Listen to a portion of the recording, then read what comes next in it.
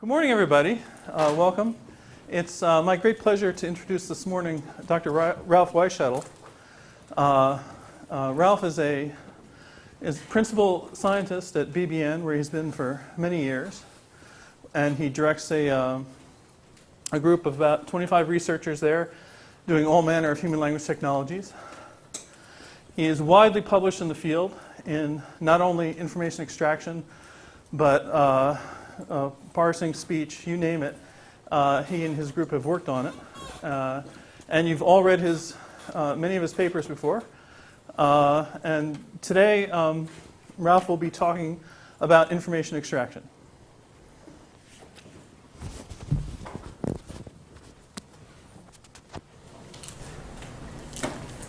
Well, good morning. I think the ground rules ought to be, since I really don't know most of you at all, and I don't know where you are in your background or interests, that you interrupt with questions at any time, as opposed to trying to save them up to the end and forgetting what you wanted to know. Okay, so feel free to do that, please. This is the outline. I hate outlines, so I'm not going to read it for you. But there is a plan. Okay, so what is information extraction? At the bottom level, the simplest level, you have a stream of data. In this case, it's human language. And you want to extract from it essential elements of information that you want to put in a knowledge base or a database. So typically, the model would be that a customer comes to you and says, I want to represent the world of knowledge in the following way, and they would provide for you the structure of that knowledge base or database. And then the task of the information extraction provider is to take the corpus stream and automatically map it to a normalized form. Well, I just said those words. The challenges are many. So you do have to normalize what's being extracted. So you have to detect the entities, the relations, the events that are being stated in human language, independent of the wording that's used. So it doesn't matter what lexical structure, what words are used, shouldn't matter what syntax is used, shouldn't matter whether it's well-formed the way a professional broadcast news anchor would use, or the informal conversation that you're having with your friend over lunch. Shouldn't matter. That's the goal. It should work for multiple languages. It should work in different genres. So we've already mentioned, for instance, broadcast news, conversational speech. We mentioned those already. Should work for newswire, for blogs, for any human communication. That's a big challenge. You need to do normalization. So for instance, if it says Michael Jordan, now you reading something about Michael Jordan would be able to know whether it's the former professional basketball player, or whether it's the well-known computer scientist, or if it's your friend who happens to live next door. You would know that. And this poor dumb machine has to be able to figure that out. Because unfortunately we don't have unique designators for who we are. Even a name like mine, there are other Weischedels in the world besides my immediate family, believe it or not. Okay, lastly, you need to do this with minimal cost, because if it costs too much, nobody's going to use it. And minimal cost means if somebody comes to you with a different knowledge-based structure than you would conceived of, you need to be able to adjust to that with minimal cost. Or a new domain, you've been working all your life in extracting information about world politics, world events, and suddenly a physician comes to you and wants to extract all the information about the medical history in the nurses' and physicians' notes for that patient. Different domain. Or a new language. So suddenly you've all your life been working in English and how would that apply to Spanish or Chinese or Arabic? So I should have had that pop up earlier, where the schema and guidelines, obviously, regarding the knowledge base are given to you ahead of time. And the approach that is the current research approach, and has been for about 10 years, is to have a learning system and use training data. So I'm told you were had a tutorial about learning algorithms, machine learning, yesterday. So you should understand now the notions of supervised training data, where the training data has been marked up manually with the correct answers by a person, or unsupervised, where there are no correct answers marked up ahead of time, or semi-supervised, where you have a mixture of material that's been annotated by a person regarding the correct answers and material that the machine is to induce without any markup. So historically, if you look at the literature, there are two really classes of community evaluations. The one that was done in the 90s was called MUC, which stood for Message Understanding Conference. So here's an example.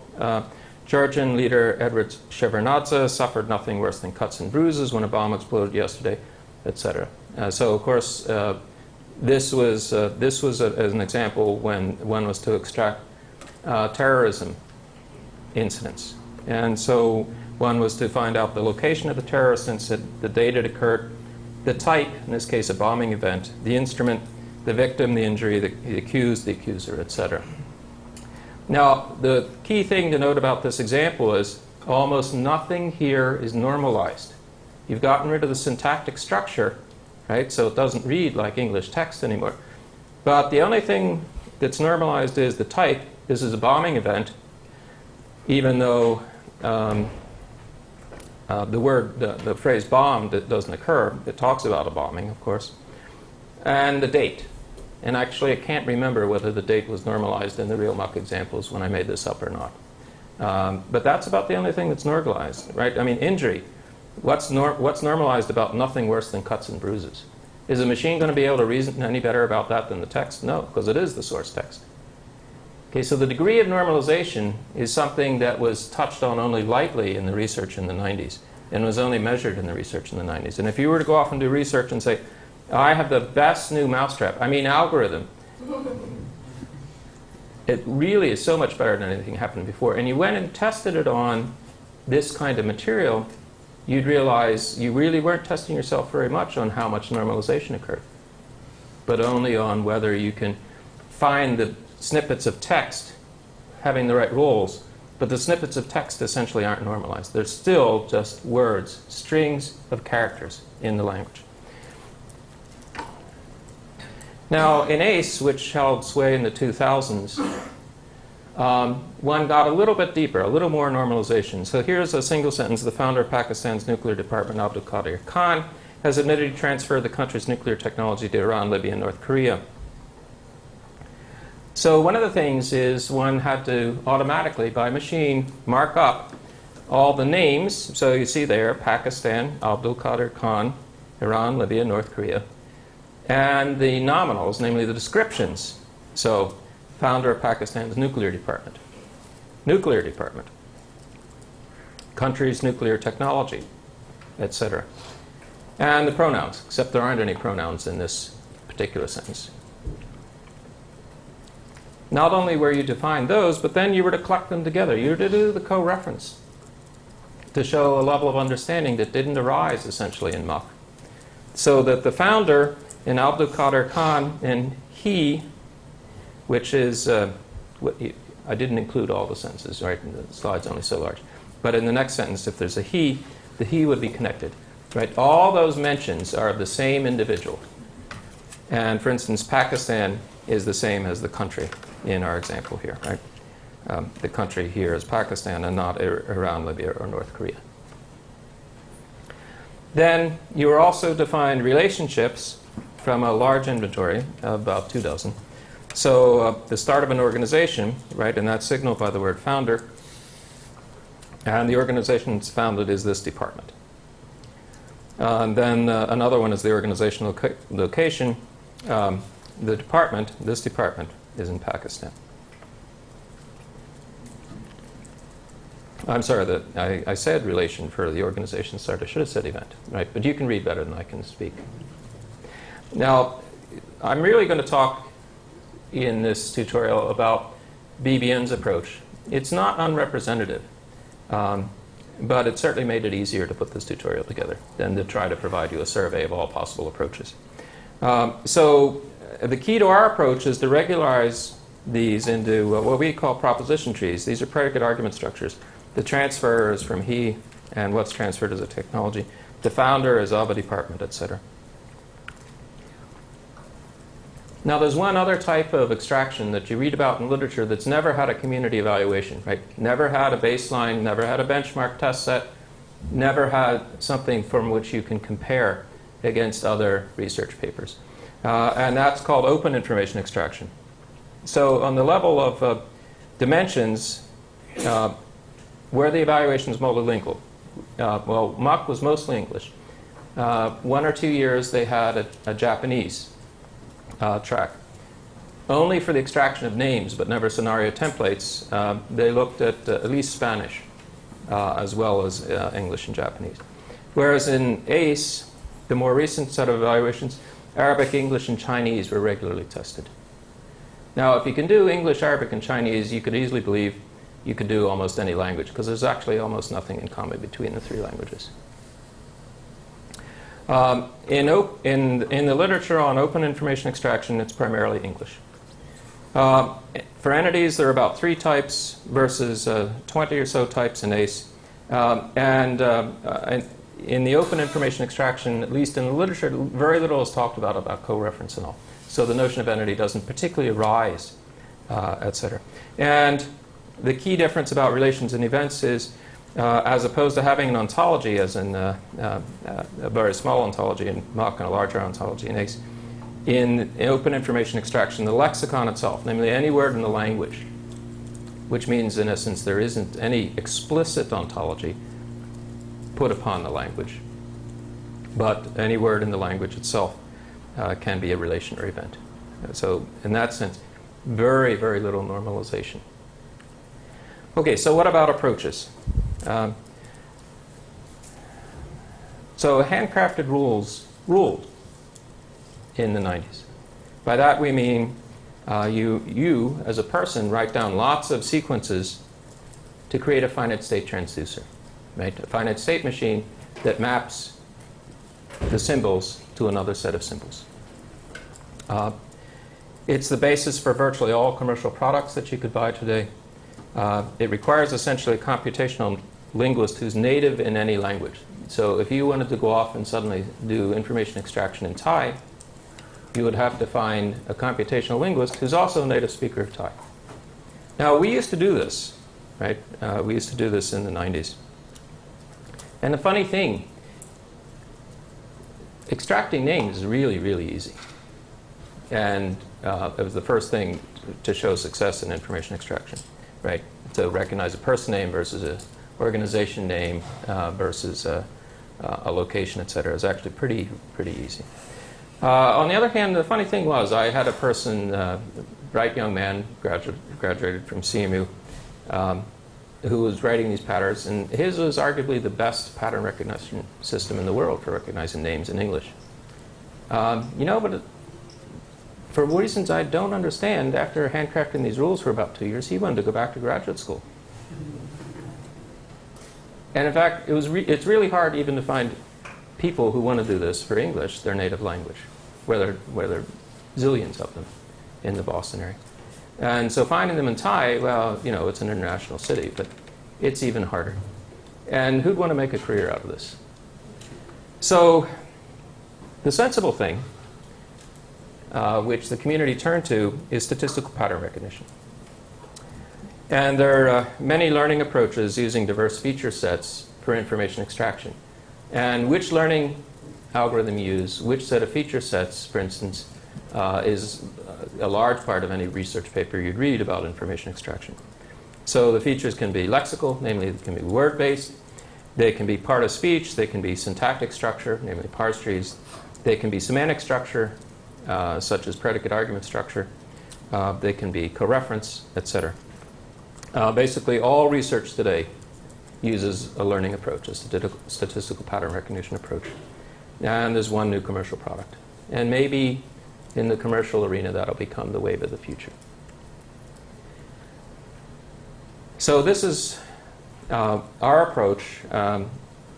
Our research system is called Serif, which used to mean statistical entity and relation information finding. But as you can see, it doesn't roll off the tongue, so serif is a good name, and it doesn't have to mean anything anymore. It's available in English, Chinese, and Arabic. There is a name finding component available in additional languages. It's based on language-independent, domain-independent, shallow understanding. Of course, we use learning algorithms, as you might have guessed from the previous slide. And it allows easy adaptation to new domains or languages by training. Okay, so easy is a relative term. Easy compared to finding a native speaker of that language who is trained in rule writing and sits down for a few person years and creates a system. To give you an example of the kind of processing it does, at the bottom we have a long president, Yugoslav President Slobodan Milosevic, received on Thursday the representatives of the Association of Yugoslav banks, et cetera, et cetera. So one of the easiest things to do is to recognize the names. So here I've annotated the names for you, right? GPEs, geopolitical persons, organizations, et cetera. Here's the parse tree. So you can see the, and then the name of the organization is an NPA, a noun phrase, base noun phrase. That joins together with the comma and this verb phrase, right, a reduced relative clause, to form a larger noun phrase. And adding on the comma and a relative clause, we get the full noun phrase, which because of the of, it becomes a prepositional phrase, etc., building up the top, the sentence level. So the parse tree simply puts together the words into meaningful phrases and more meaningful phrases, etc.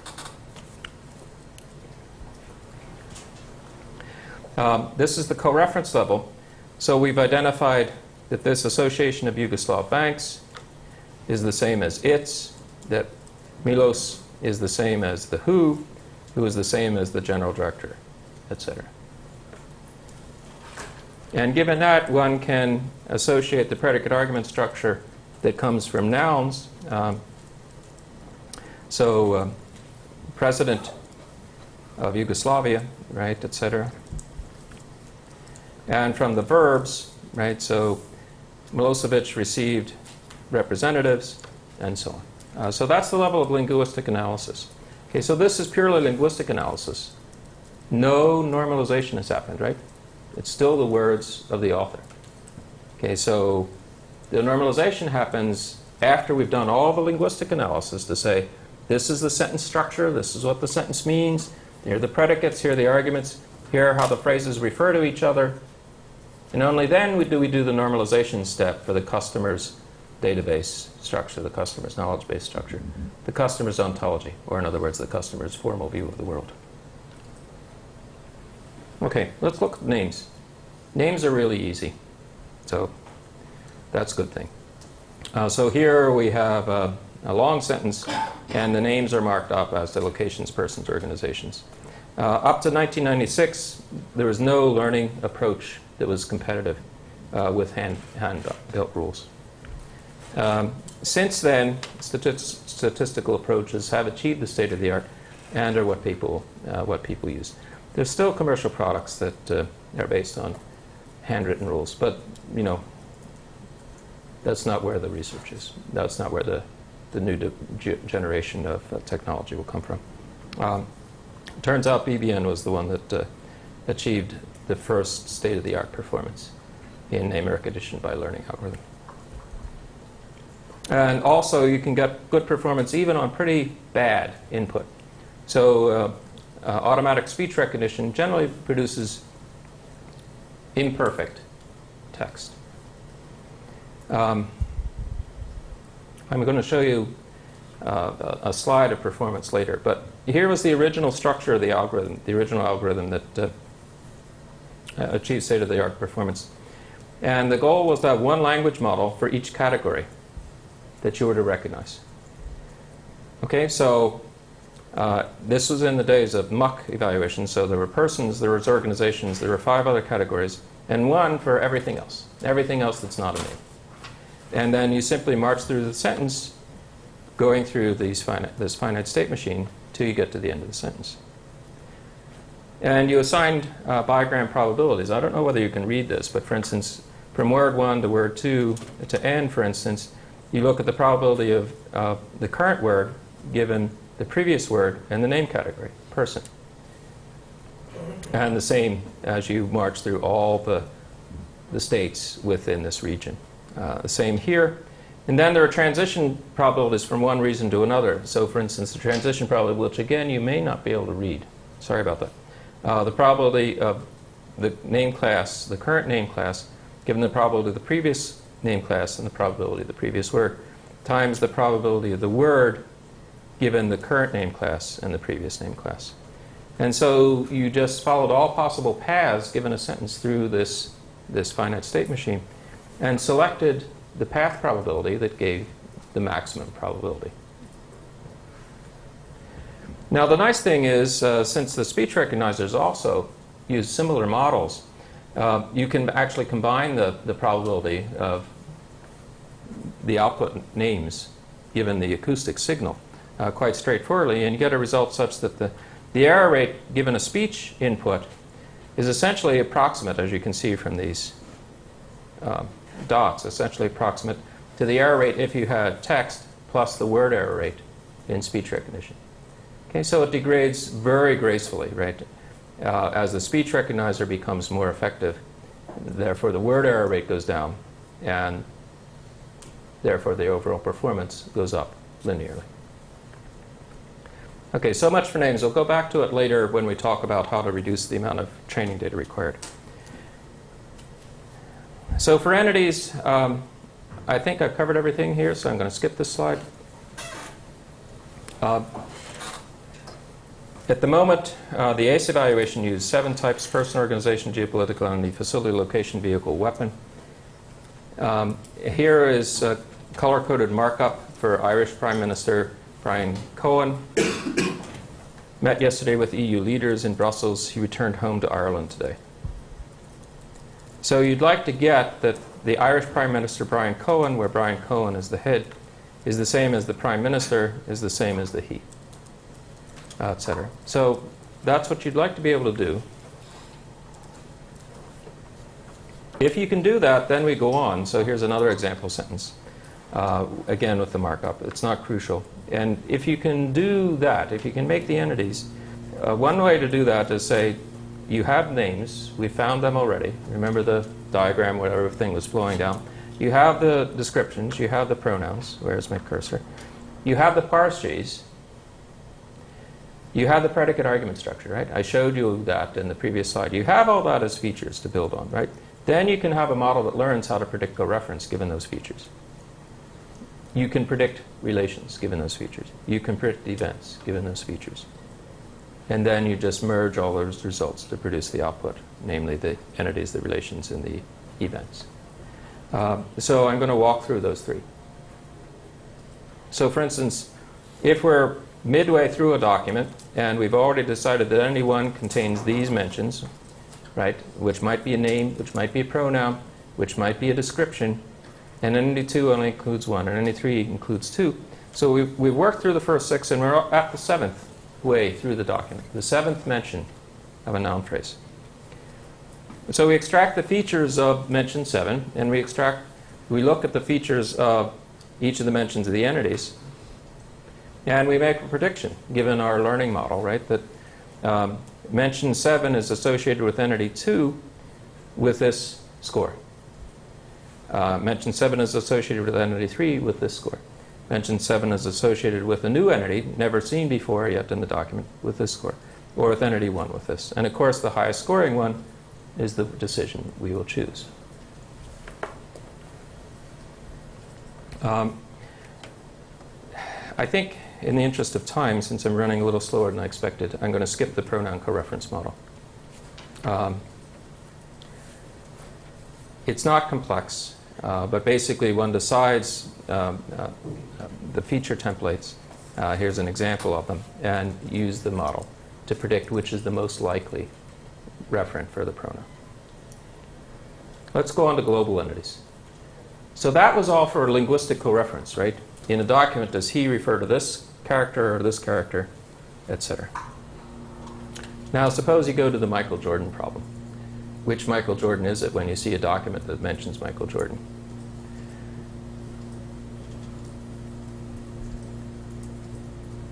So one of the things that we have to account for is name variation. So here are a lot of name strings: Abu Abbas, Abu Mazen, Adam Smith, A. Smith, Andy Smith, Mahmoud Abbas, Muhammad Abbas. So those are just strings. They've been identified as names. In fact, they've been identified as person names. Then we produce a similarity score between any pairs of names. So I'm not going to explain why at the moment. These don't look very similar.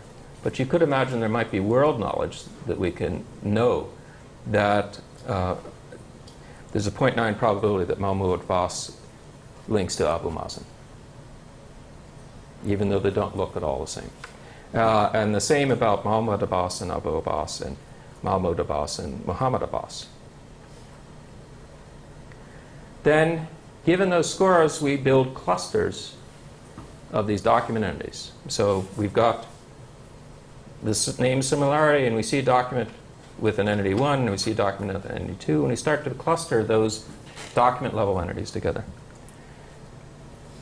So for instance, here are the name strings, and here we've made some decisions, right? So Abu Mazen as a document entity, Abu Abbas, a different document, Mahmoud Abbas, a different document. These are document entities. And for each name string, we collect a set of equivalent names. We collect all the entities that include any of these name strings.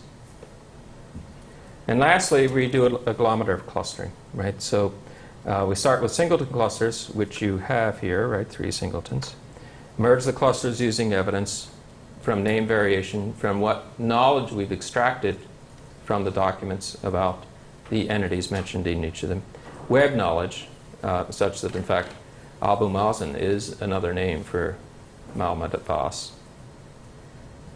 And we stop when no clusters meet the threshold for merging, right? We stop before we create gibberish that everybody is the same. And so in the end, the ideal would be that Abu Mazen is the same as Mahmoud Abbas, and Muhammad Abbas is the same as Abu Abbas, but they're very different leaders. One is a Palestinian leader, one is a convicted terrorist. So that's the challenge, right? So I told you about the Michael Jordan challenge. The other challenge is when the names don't look the same. They aren't spelled the same, but they do refer to the same individual. So there's lots of knowledge that can be brought to bear. The structure of the diagram, well, it's complex. So let's just look at the words. So the input is SGML. Serif has run over all the documents, so you know the entities, you know the relations, you know the events that are stated regarding each of the individuals in the corpus. You have world knowledge. So from world knowledge, right, from the web, you may know that Mahmoud Abbas is the same as Abu Mazen. There are spelling variations that you can draw on by simple algorithms that says that this spelling is actually a different spelling for the same organization. Now, this particular organization, it's estimated there are 30 different spellings that typically appear because it's an Arabic name and there's no regular way to transform an Arabic name into an English spelling. Another fact is features.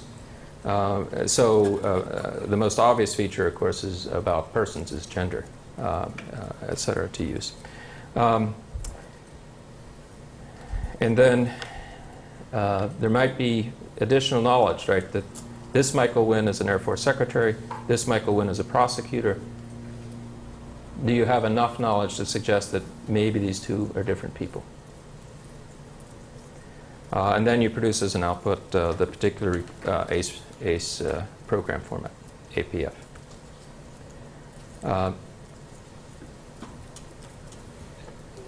The name matching is easy to explain, so let me just tell you a little bit more about that. So there are simple algorithms to recognize misspellings, alternative spellings from transliteration, for instance, an Arabic name being rendered in English. There are aliases such as Mahmoud Abbas and Abu Mazen.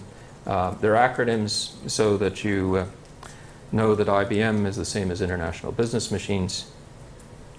Though that can get you into trouble because BBN is no longer an acronym for anything. It's just as SRI, I think, is no longer an acronym for anything.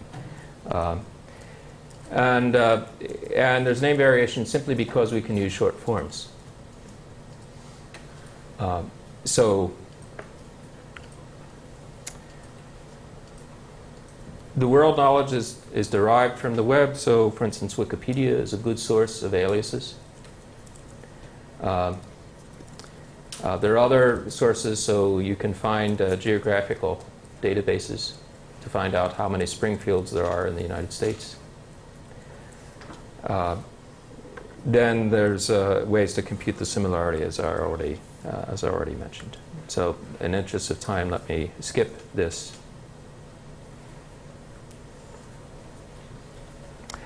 Then there are ways to disambiguate. So the Michael Jordan case, right? So you can use the titles or descriptions of them.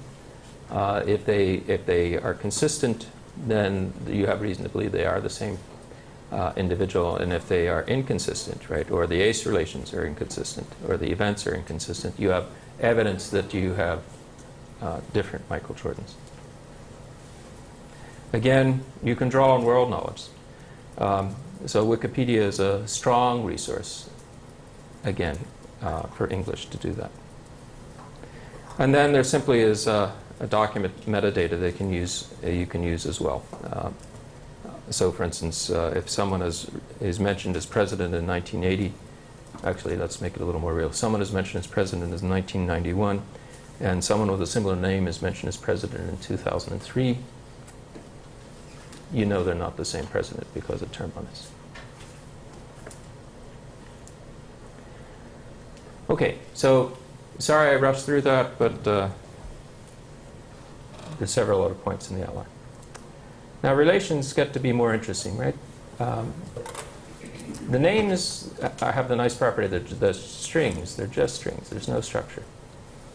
When you get to coreference, you have to take two strings and say they're the same. They're referring to the same thing, right? So that's a harder problem, right? Any pure sequence of tokens is an easier problem than connecting two tokens. Now with relations, you have even more problem than coreference, right? Because you have to identify two sequences and identify how they're related, if at all. So now you have to make three decisions. This is interesting, this is interesting, and they're related in the following way. So ACE is a good way to look at relation normalization. Here is a list of them all. So who employs whom, what organization employs whom, ownership of things, the founder of an organization, etc., membership in an organization.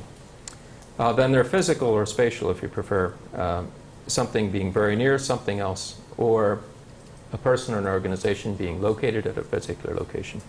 Part-whole relationships, personal or social relationships, so familiar relations are obvious to everybody. Someone having a lasting personal relationship with someone, for instance, being a partner. Business relationships, so one organization having ties to another organization.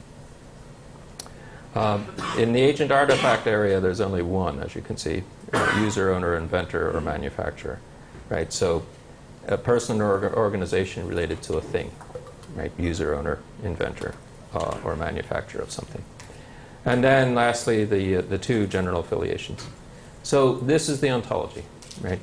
They're grouped together, so the top 7 are all kinds of organizational affiliations, the bottom 2, general affiliations. Pretty shallow ontology. Not interesting as an ontology. But you can see you have to make several discriminations, right? So there's just under 20 relations there. So to extract relations, remember I said assume that we already have done the name recognition, the recognition of descriptions, the recognition of pronouns, the recognition of the parse tree, and the recognition of the predicate argument structure. So then those are all features that one can use in extraction, right? So you want to connect two entities, right? The employer of an employee, right? Or somebody being the spouse of someone else, or someone being located at a place. So an example would be Irish Prime Minister Brian Cohen met yesterday with EU leaders in Brussels. So there are two relations there, right? Irish. I know that may sound funny, but in ACE this is well defined. Irish is intended to be the government of Ireland, employs Brian Cohen. And Brian Cohen is located at Brussels, and the time frame of the report was noted yesterday.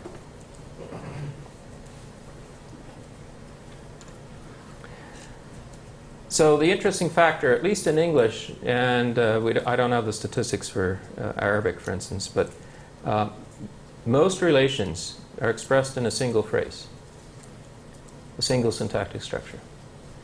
So, in fact, that was so true in the ACE world when one tried to, it was very hard for people to mark relations that went across sentence boundaries. And it was so, the human performance of that was so erratic, it was simply eliminated from the task. And so it's a powerful feature that you can look at the syntactic structure to help you get the relations right. So French president, that's a role management relation. Nicolin arrived yesterday from Moscow. That's a location relation in a clause. His trip to Israel, right, in a single noun phrase. You're getting the relation information. That makes it much more tractable than if you have to combine the information across sentences. Now, you still have to do co-reference, right, because you don't know who he is. And to get it right, you have to identify who he is, right?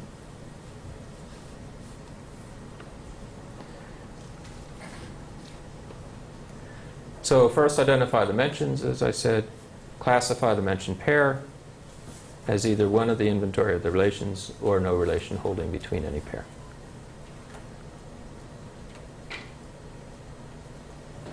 So we use predicate argument structure as crucial features for this, namely the logical subject, the logical object, pre-modifiers for nouns, and the object of a prepositional phrase. By logical subject versus logical object, right, let me just make clear, if it's not obvious to you, I simply mean that if you say John ran the meeting was run by John, in both cases, the logical subject is John, even though in the second one, the syntactic subject is the meeting, right? John ran the meeting should be the same as the meeting was run by John. And in the predicate argument structure, they should come out as identical.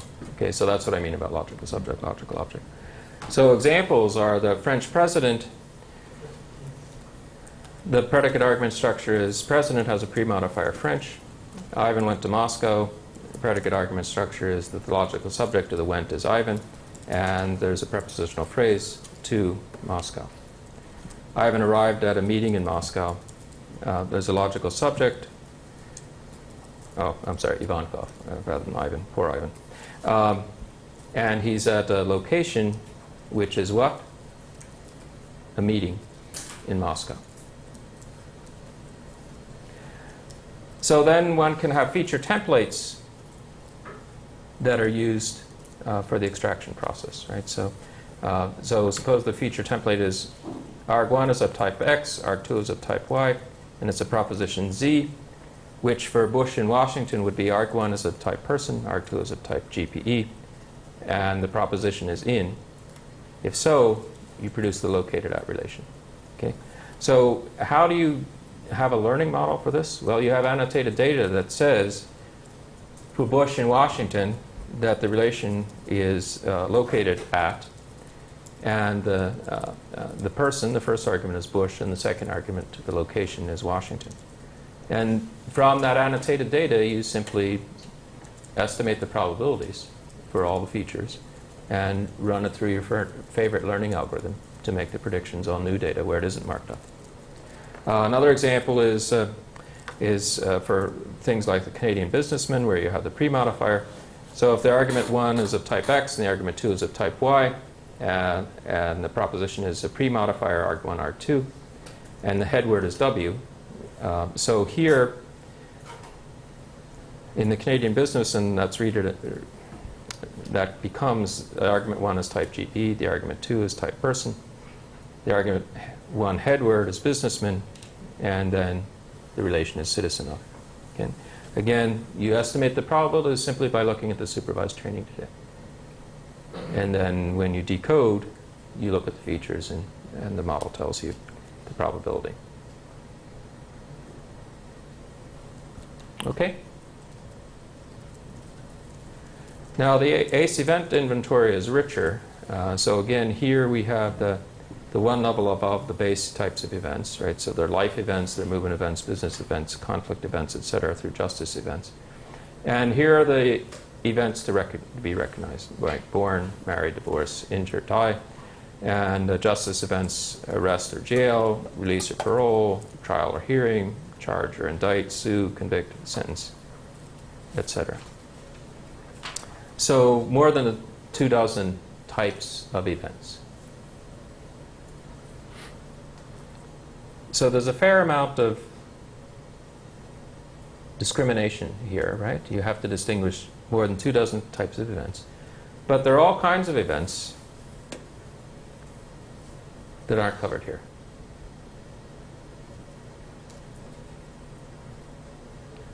So, for instance, anything about sickness, disease outbreak, simply isn't covered. So the key thing, again, to remind you is, in information extraction, the model is that the customer has some ontology. The customer has some set of events types. The customer has some set of relation types. The customer has some set of entities. They may not be ones we worked on before. They may not be ones you work on. And given some markup of human language, given that ontology, you were to learn how to extract the information to put in the customer's knowledge base. So this is the inventory in ACE. So if you want to do research, I would heartily urge that you always compare to a baseline on a standard test set, like ACE or MUC, and report your results. That's the only way to know that you've done something better. You can know you've done something cool without ever making that comparison. But I would claim it's not cool unless it's better. Okay. So, for those events, detect and classify the events is the goal. One of the crucial items is the nice thing about events rather than relations is that there's oftentimes a trigger word, a word that, it's raising its hand and saying, I'm here, I'm an event. Can't you see me? Right? That's the notion of a trigger word. And there may be 0 or more entity arguments. So here's an example. Irish Prime Minister Brian Cohen met yesterday with EU leaders in Brussels. He returned home to Ireland today. So I've underlined the trigger words. Met is clearly a trigger word for a meet event. Return is clearly a trigger word for a movement event. So the arguments happen to be, in the case for the meeting event, right? Brian Cohen is one agent, EU leaders are another agent, and the time is yesterday. These are just the strings. Of course, yesterday should be resolved to a real date, normalized to a real date. The transport or movement event is he is the agent, the destination is Ireland, and the time again is today. Again, you want to normalize the today to a real date. And the he we get from coreference, right, which we already talked about. So events actually turn out to be easy to explain, right? The key is first identify the event triggers, such as bombing, conviction, blew up. So bombing and blew up are good triggers for the same type of event, right? An explosion event. Conviction is a different kind of event, a justice event. Given that you believe there's an event there, right, because you've seen a trigger, attaching entity and value arguments to the triggers is the key thing. So the bombing in Spain, well, that gives you the location. His conviction last year, that indicates who was convicted and when it occurred. 2 people died when the building blew up. Okay, so building blew up, it tells you the object of the explosion event, and 2 people died is telling us the victims. I have a question. Yes, yes. Does the word build trigger an event or not? Like, why building is not an event? Like, how can you resolve this ambiguity? Like,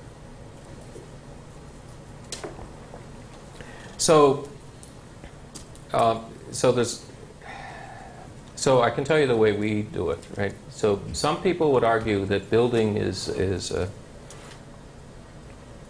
2 different senses. One, the construct, right, that is a physical object, and the other is an event, an activity. That's one way to do it. And to do that, you need some large sense inventory and some annotated data to discriminate which of the 2 senses of building it is. We don't do that. We simply believe that the words are disambiguated in their context, which seems reasonable enough, and we don't care what the artificial inventory is. We're not going to create one for this purpose. And so in the context here, right, blew up is the main predicate. Building is one of its arguments. There's nothing around building to indicate that there's a builder, there's something being constructed, and so that sense just is never seen in the pattern that you have some physical object that's exploding is seen. Did that help? yeah, but you mentioned earlier that you look for the triggers, like. So building would be identified as a trigger. But It's just it would fade away because you find no arguments for it, and its role is that it's the argument. It's not a main predicate. Good question. So actually, I was elaborating. I didn't realize it on the bottom note. Right, these actions are not independent. Right, you want to propose lots of trigger words, lots of possible events, and you want to eliminate the ones that don't make sense. And this is how. So there are really 3 steps: proposing triggers, proposing arguments, and coreference. So to do the argument attachment, you have to attach it to something. That means you depend on the triggers. To do the event coreference, you have to have a set of event mentions, meaning a set of places where the triggers occur, and the arguments.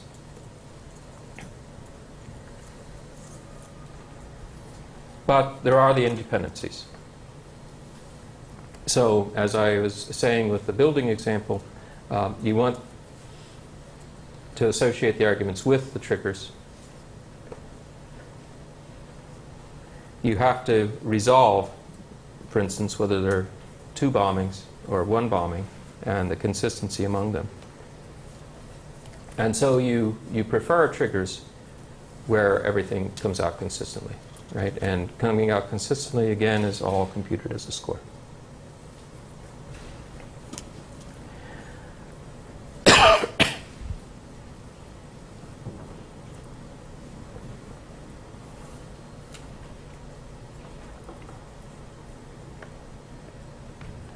Okay, so I've said points 1 and 2 already. Point 3, filter and combine trigger argument clusters. Hit a home run has no target, namely hit might be a trigger for a relation word of interest, but home run is not an argument of interest.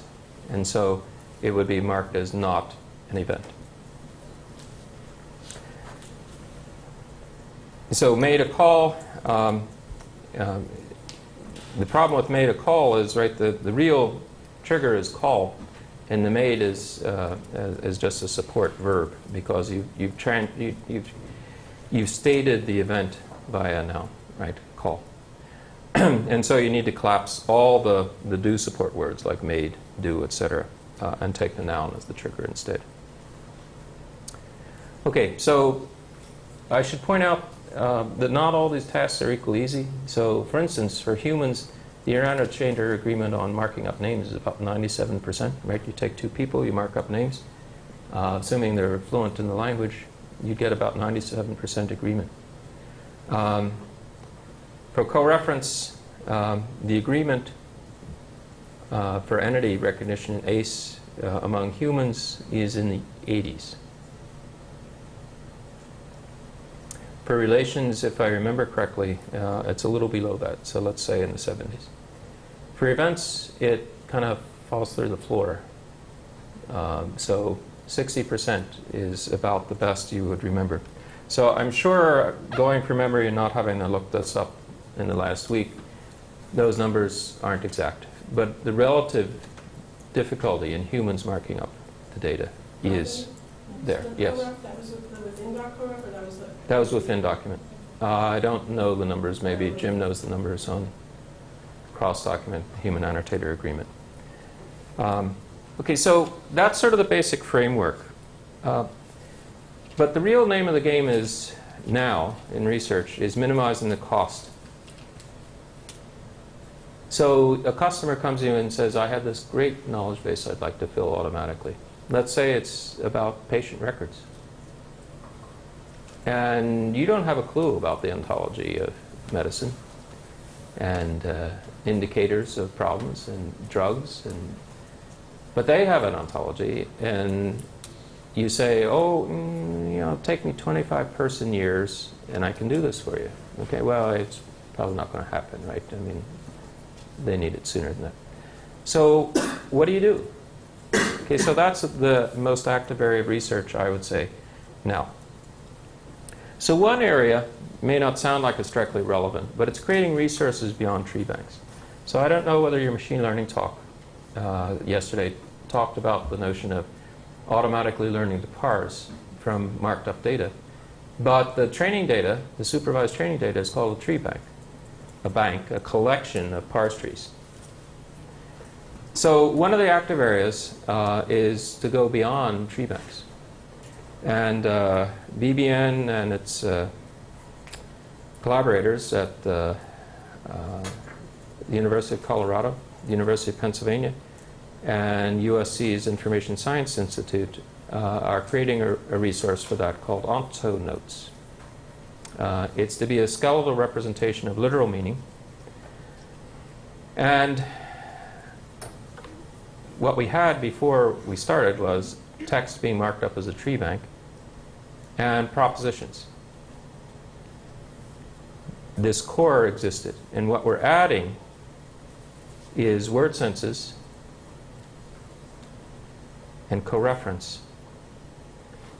to create a unified database of annotation that includes, yes, parse trees, which is what everybody's been using since, let's say, 1995 for English. Predicate argument structure, co-reference, and word sense. Creating an integrated database.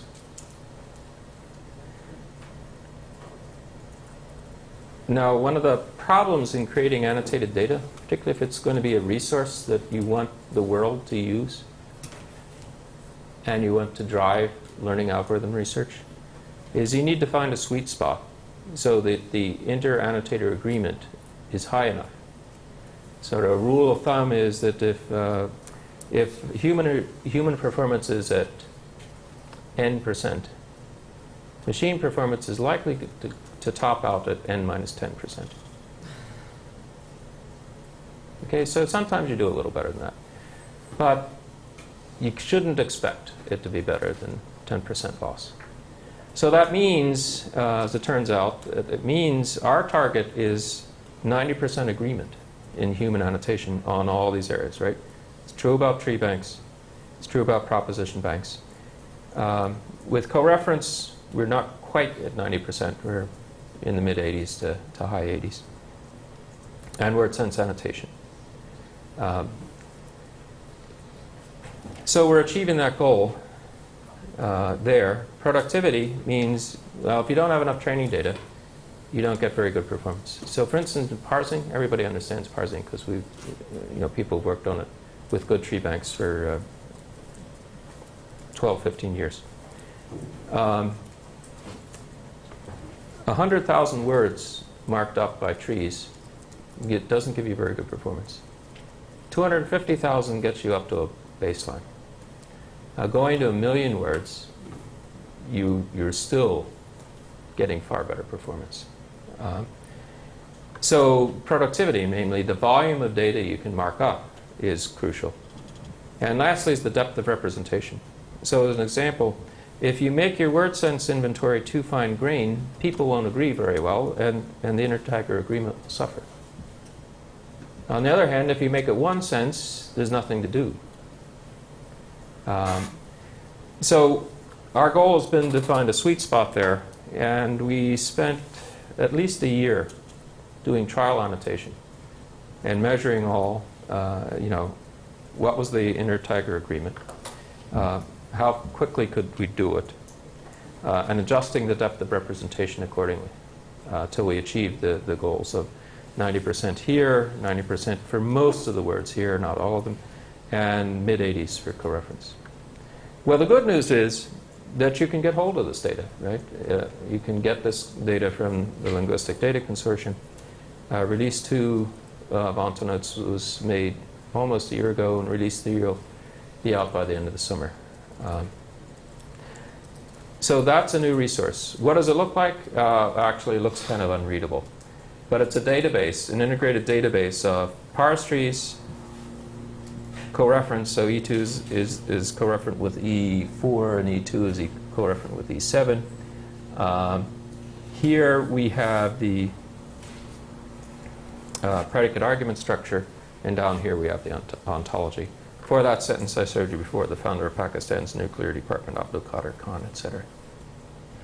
And the interesting thing, if you are not English-centric, is the data is released in English, in Arabic, and in Chinese. So you can do the work multilingually. Well, okay, so that's one way, one active area of research. So this is generic. It's not specific to information extraction at all. Another way is semi-supervised learning. So people have been working on this for a long time. Let me show you a little more detail here. Again, it's about names. Names are so easy to understand and so easy to make progress. It's the first where people made progress in this area of machine learning.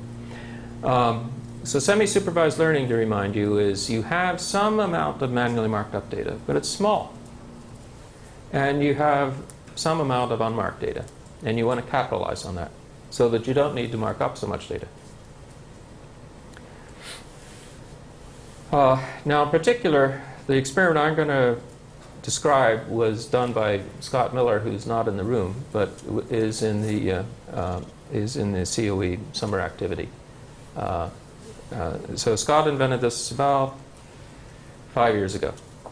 So it involved clustering of words. And I'll show you what that means. And it involved active learning. Namely, the learning algorithm says, I have two cases that are so close together, I can't make a reliable judgment. And you provide that case to a person and say, okay, I'm really confused about this. Can you tell me which is the better one? And that's called active learning. And you just do that iteratively, where the machine asks the person for the most, for the cases that it's most confused about. And I'm going to go on and tell you last, as the third point, is about iterative learning. So what does the context-based word clusters mean? Well, you take a very large corpus, tens of millions of words of the language. And this is an algorithm that was invented at IBM around 1990. I don't remember the exact date. By a strong team at IBM at the time. And so this is what it does. It basically looks for the words that are most similar by who its neighbors are, right? So basically it just looks at the previous word and starts to cluster the words by who its neighbors are. So as you notice, discussion turned out to be similar because it shared prior words with conversation very closely. Opinion came out to be close to understanding. Assessment came out to be close to evaluation. Analysis was joined in as closest to evaluation assessment. Conversation and discussion were the last to be entered in. And then, based on which path you take in this tree, from the root to the edge, you get a binary string. Okay, so they all start with 1 here, right? And if you go this branch, you have 1 in the second position. If you go this branch, you have 0 in the second position. And you get a binary string that indicates which cluster you're in. But notice it's a hierarchy of clusters.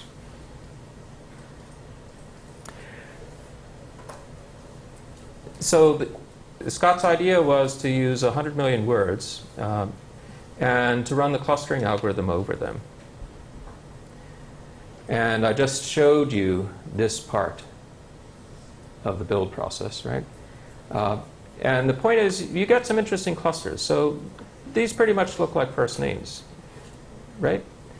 These sort of look like occupations, except it makes some funny things. Who knows why slang is there? But in terms of its neighbors, it makes some errors. But on the other hand, there's some really interesting clusters that come out. And notice it's a tree. So you can choose the level of granularity you want. You can be really fine-grained. I want things that are only very similar. Or you can move up the tree and take things that are a little more forgiving, less close together. But they're closer together than the other things. So this provided an automatic way to smooth the probability models. It provided an automatic adaptation technique. It provided automatic discovery of relations. And it provided automatic induction of frames and argument structure. The bottom line in the performance is, here's that first hidden Markov model that I showed you about recognizing names. So this is a log scale, 1,000 words of training data, 10,000, 100,000, a million. A million sounds like a lot, but actually for names in English, you can get 1 million names with 200 hours of annotation. That's just 5 person weeks. And here's the F measure on name recognition performance on a single test set. So you notice it goes up, but it's not going up linearly at all. It's going up slowly. Here's the result of his experiment in semi-supervised learning. It went up dramatically before it tailed off. So at some point, you can't believe the curve, because this was simulated active learning as opposed to real active learning. Namely, we never had more than 1 million words of marked up data. So instead of having, as you'd like in active learning, several order of magnitude more data to draw from, that's why it tails off so rapidly at this point. So you can't believe the upper part of the curve for the active learning part. Interesting facets, right? So the HMM, which is a generative model, if you move to a discriminative model, you actually get worse performance, right? Might be counterintuitive to some people, but that was empirically what we found. The interesting thing is, though,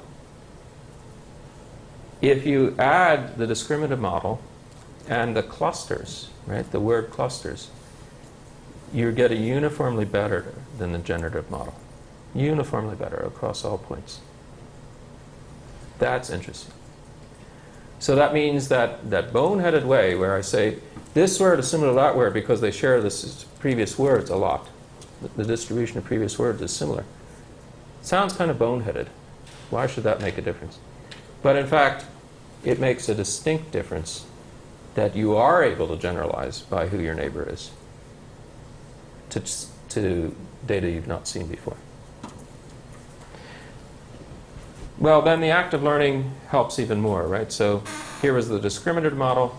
Here's the active learning. Here's the discriminative model with the clusters, right? So the clusters gave you more bang for the buck than the active learning did. But if you put them all together, it's additive. So these were all experiments in English. Tried the same experiments in Arabic. So that's the hidden model, Markov model curve. Here's the approach with the discriminative model, the clusters, and the active learning. Notice you get a 25% reduction in error, even at maximal training. And if you look at this error bar, which is about 89% performance, right? You can get to 89% performance with 1/5 of the training data. Okay, so that's where everybody should start to pay attention. If you can cut the cost, right, the manual markup, by a factor of 5 or 10, you've actually done something pretty significant. Well, a different approach that we're just starting on is called iterative learning. Historically, it goes back to a seminal paper by Ed Hovey and I'm blanking out on his first name, but Ratnaparky is his last name, where they had this idea, right? It was to do simple-minded question answering, like when was Mozart born? There's a single correct answer to when was Mozart born, right? Unlike certain people who give lots of different birth dates to hide their real birth date. And the simple idea was, when was Mozart born? I could find all the ways that is ever said, because I know if I know the birth date of Mozart, and I know all the ways his name is said, I can just search the web for all sentences that include that birth date and include Mozart's name. And I can just memorize all the words that occur between those two endpoints. And I can have a learning algorithm that brute force learns the ways that one can express birthday, right? Forget about Mozart. After you've got all these strings, forget about Mozart and forget about his birthday. Use those strings, all those intervening strings, as a way to learn how birth date is expressed. Okay, so that was the seminal idea. So now let's generalize on that and say we want to deal with lots of kinds of things. So the generalization is a pattern database. You'd like to build that. And you have proposed pairs like Thomas Edison and the light bulb, Alexander Graham Bell and the telephone, Benjamin Franklin and the lightning rod. Okay, and obviously we're thinking about learning invention, right? So you retrieve from the World Wide Web or any other corpus. And what do you find? You find instances like Edison invented the light bulb, Bell built the first telephone. Note that's a much different way of saying invention, not one I would have thought of. Edison was granted a U.S. patent for the light bulb. Another way that I would not have automatically thought of as saying invent. Franklin invented the lightning rod. And then suppose you induce patterns. Now the original work from a few years ago, as I said, was simply memorizing the words. Okay, well there's a hazard with that. You get extremely high precision. But suppose the author, uses slightly different wording.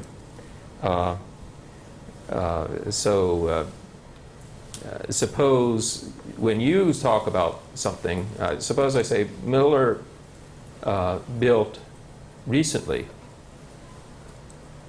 a better such and such, right?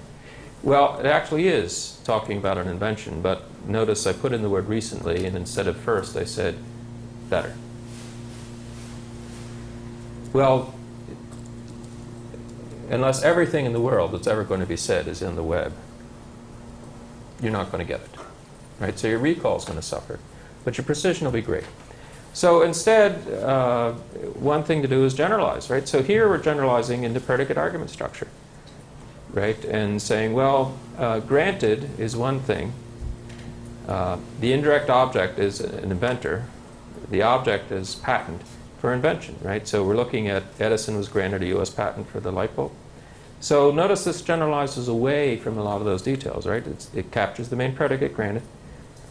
Captures you want to see an inventor, right? Namely a person, as the indirect object. You want to see patent, and you want to see the thing that's being invented. And you prune from that set of examples, and you add to the set of examples to your pattern database. And then you say, gee, it worked once. Why don't we try it again?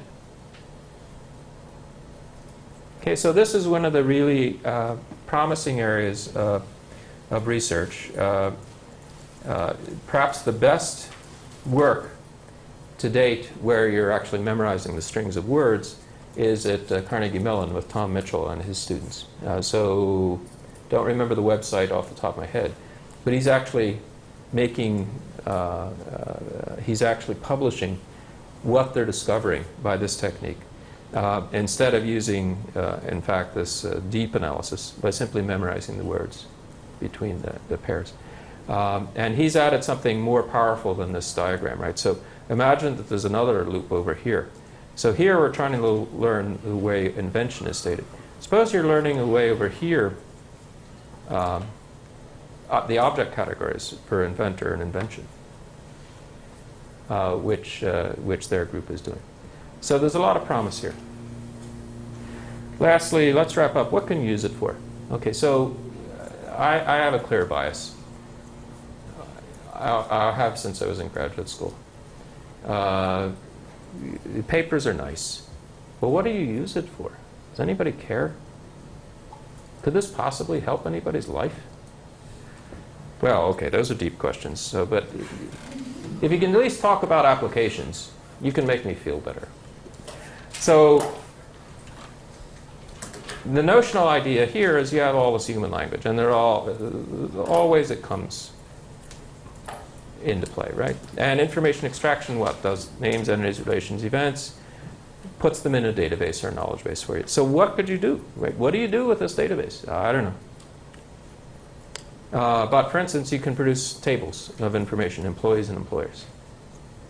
Okay, well, tables actually are pretty fundamental, and we use them all the time to communicate information. There's a notion of link analysis, social network analysis, that you can use. You can from the events, you can produce timelines. Okay, so timelines must be important, or people wouldn't produce them all the time. In our culture, right, it's pretty fundamental. That's the way we think of life, is through timelines. You can have geodisplays. So there are lots of ways to present the information, and if people have information and they have appropriate displays, whether it's tables, graphs, timelines, or geodisplays, they'll use it. Here is an early demo we put together to have show the value of a knowledge base. So here, this is really old, of course, as you can see. And I guess you can't read it. I'm sorry about that.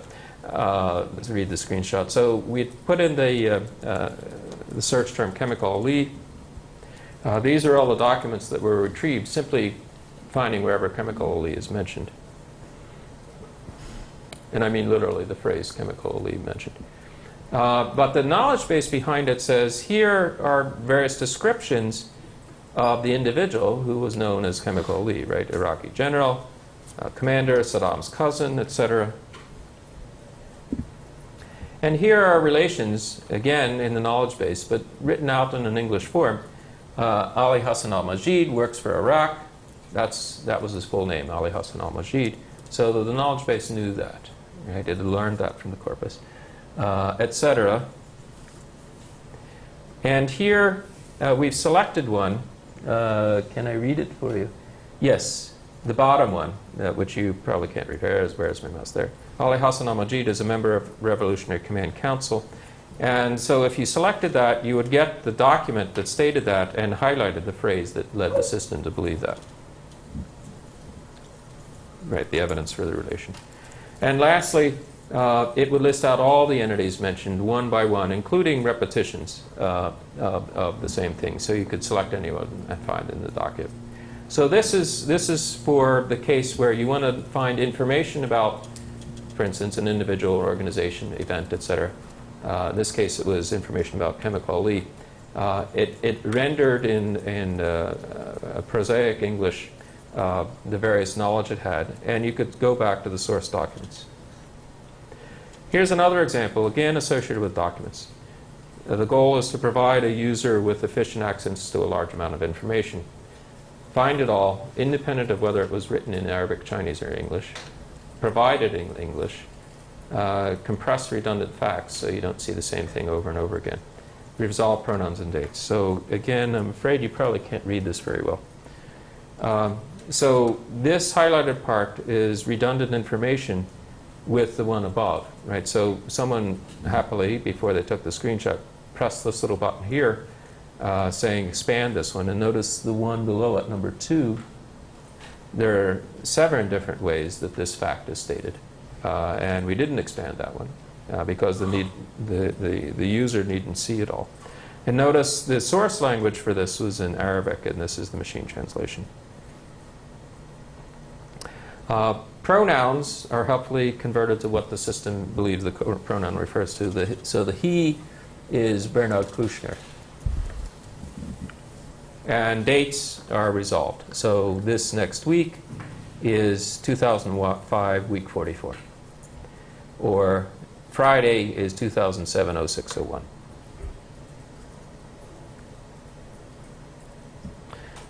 So an example of this is if you, we did this a while ago. We typed a query to Google saying Abu Abbas statements hijacking. So we wanted statements by Abu Abbas on hijacking. We probably should have put the by in, but and Google found 50 documents for us, none of which were statements by Abu Abbas. Rather, they found lots of statements about Abu Abbas, who's well known for hijacking, famous hijacking. On the other hand, our system, using this predicate argument analysis, found in the top 5, found the first one relevant. Second one was a miss. The third one was probably relevant. Fourth one is relevant. The fifth one is not relevant. So again, we're getting essentially 60% precision in the first 5, whereas Google was getting, in the first 50, 0% precision. And the key thing is that identifying the entities, relations, events, predicate argument structure of everything in the corpus, and matching against the predicate argument structure of everything in the query, find statements made by or attributed to Abu Abbas on hijacking, is what made the difference. So come to the end, actually pretty much of the time, as well as the end of the slides. So if there's a quick question, I'll be glad to answer it now, and if not, I'll be glad to answer questions during the break. Yes?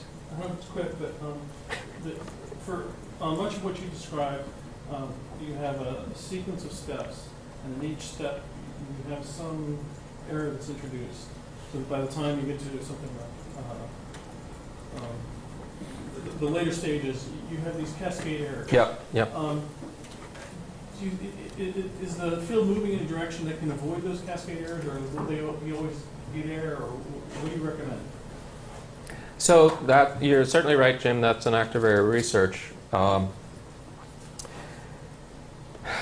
What we do is pretty much a heuristic. We can generate more than one parse. Generally doesn't help, and so we don't do that at this point. But the capability is still there to generate more than one distinct parse and use it. The same thing is true about relation and coreference. So there's an issue. Do you want to know the coreferences before you do the relation extraction, or vice versa? So what we do there is we actually hypothesize relations without doing coreference, do the coreference, and then redo the relation hypotheses, re-ranking them based on. So these are all heuristics, as opposed to, and almost everything we do is a greedy algorithm, as opposed to a more exhaustive search or a joint search. That's usually true. And I do that basically without apology. We're engineers. You could take any component of our information extraction system and find a better one.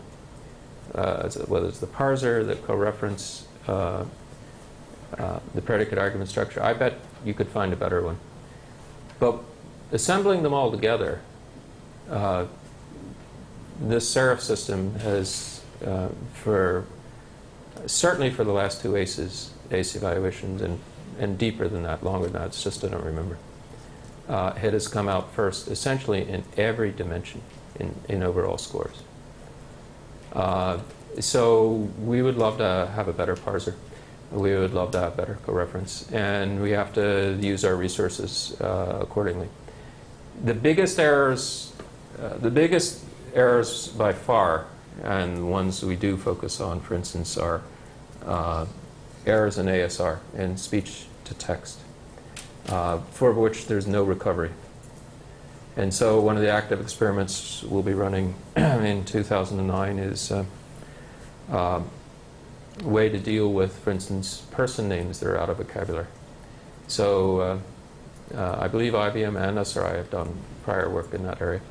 And that's a killer. Or because if you don't see if it's not in the vocabulary of the speech recognition system, you're never going to see the name. You're never going to be able to distill the information. Same sort of problems with machine translation errors. We've done some work there. You know, you'd like to do joint optimization, but for engineering purposes, with a system this complex, you know, our real customers want us to be able to process 50 megabytes an hour. And we can do that. Actually, we can exceed that. I don't know what that is. That's, let's say that's 1,500 words a second. I don't remember the exact numbers. That's blinding fast. And we have to try to maintain that. I'm sorry, that's probably more than you wanted as an answer.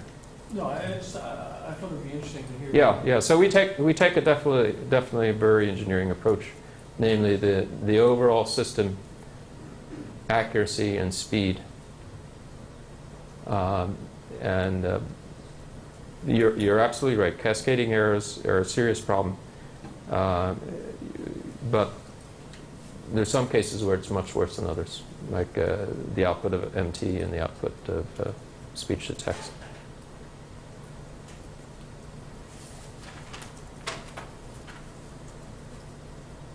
Yes? Is your software public? No. No, we're a company, and this is on a path to being a product. On the other hand,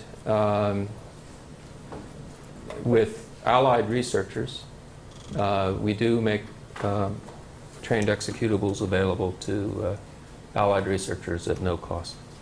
So Jim, who just spoke in the center he's in, used our Arabic version of Serif and our English version of Serif in their research last year, and I hope this year. So basically, we do make it available to partners at no cost. Good question. Any other questions? Actually, I'm not sure of any open source information extraction software except the very old pattern-based techniques that's available in Gate. Is anybody? There's some name finding things, right? Oh, yeah. Name pipe. Yeah, but a name recognizer you could do yourself in no time. There are lots of open source components, right? And there are at least 2 or 3 excellent open source parsers, for instance. Pardon? Really? Okay. But you are right. There's, if you search for NLTK on the web, which probably spells Natural Language Toolkit, and you search for the name Loper, L-O-P-E-R, you should be able to find a pretty interesting natural language toolkit that should be open source.